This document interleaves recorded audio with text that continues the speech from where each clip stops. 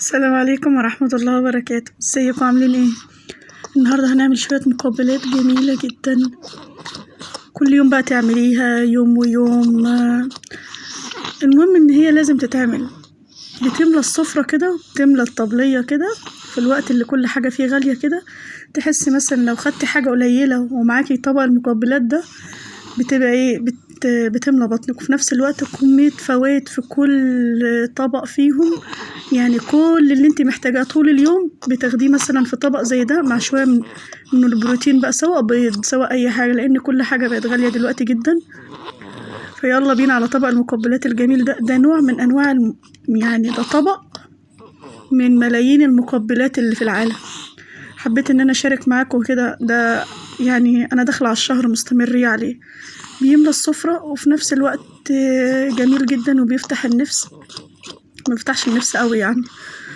بتمنى النهاردة ان يكون الفيديو حلو بإذن الله وتستمتعوا بيه.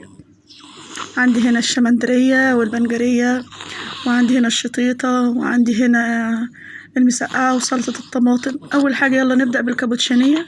الكابوتشا ده ليه استخدامات كتيرة أوي، الفترة الجاية بإذن الله هتبقى كل فيديوهاتنا عن الخضار.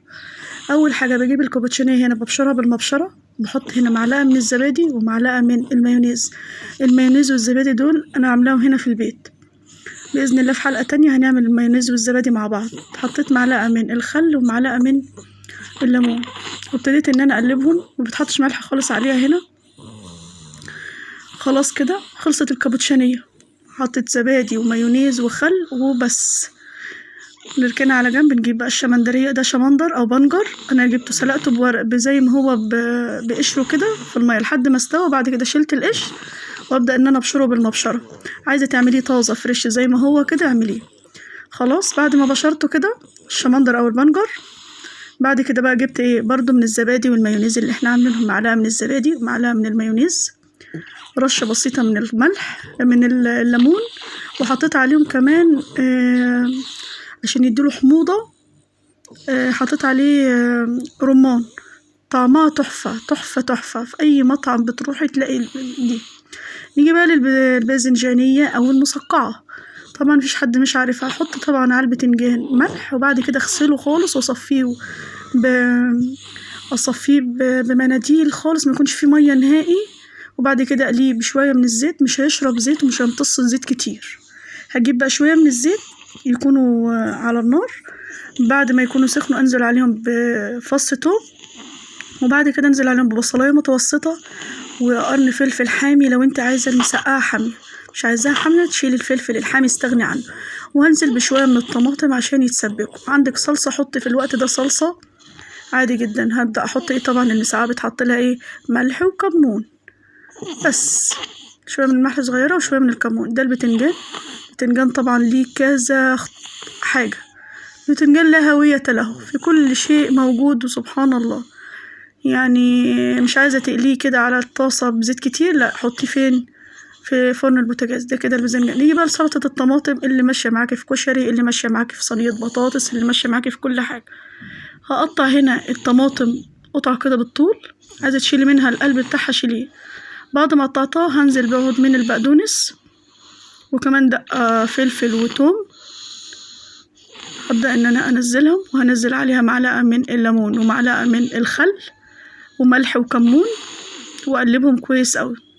معلقه من الليمون ومعلقه من الخل وملح وكمون. طبعا انت تدوقي الحاجه حطي مقدار صغير، وتدوقي الحاجه اتظبطت ماشي تمام كده. هنزل بقى بايه معلقه كبيره من زيت الزيتون، بتديها طعم جميل قوي. في زيت زيتون خلاص يبقى زيت عادي، بس الطماطم مع زيت الزيتون جميله جدا وبتدي فوائد للجسم. نيجي بقى للفلفليه او الشطيطه. قليت انا فلفل حامي، فلفل الحامي حط شويه من الزيت ومعاهم توم كده على النار لحد ما يستووا، ما تخلوش يتحرق منك، يا دوبك بس يدوب. بعد ما داب هنزل بايه بقرن فلفل بارد وقرن فلفل حامي، تقلبه كده شويه. وبعد كده هنزل بقى ايه ده الفلفل اللي انا قليته، او ممكن ان انت تحطيه في الفرن. ابتديت ان انا اقطعه، وابتديت ان انا احط عليه برضو صلصه طماطم. خلاص بس الحته دي اتقطعت. وهنا بقى طبق المقبلات بعد ما خلص. عندك هنا الشمندريه والكابوتشانيه والباذنجانيه وسلطه الطماطم والفلفليه او الشطيطه. ممكن كمان حطيت هنا زيتون. في أنواع كتير أوي من المقبلات تملى سفرتك وفي نفس الوقت توفر معاكي وفي نفس الوقت تدي طعم حلو. ممكن تحطيه مع أي نوع بقى أكل انتي حباه. ممكن تحطيه كمان سندوتشات، ممكن تحطيه مع بطاطس مقلية أو بطاطس، طبعا مفيش بطاطس مقلية دلوقتي إزازة الزيت غليت. جميل جدا وفي فوايد جميلة، في حديد، في زبادي، في خضار الكابوتشا ديت من ضمن أنواع الكرنبيات بيقي من السرطان.